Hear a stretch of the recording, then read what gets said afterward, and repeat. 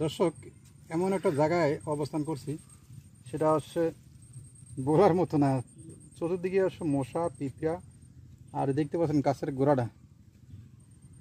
গোড়াটা একবারে শিকড় এবং মূল শিকড় একবারে উপরে ফেলতেছে। দেখতে পাচ্ছেন পিঁপড়াগুলো।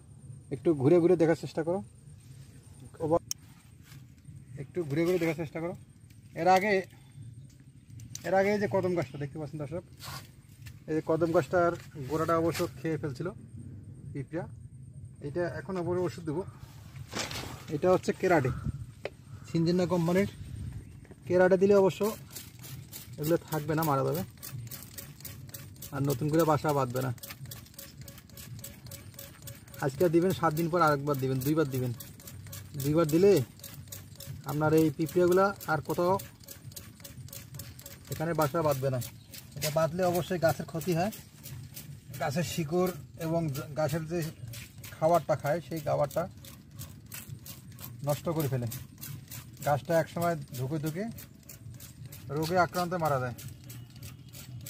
তো অবশ্যই এই কাজটা আপনারা নিয়মিত করবেন, যাতে আপনাদের গাছও সুস্থ এবং সবল সতেজ থাকে।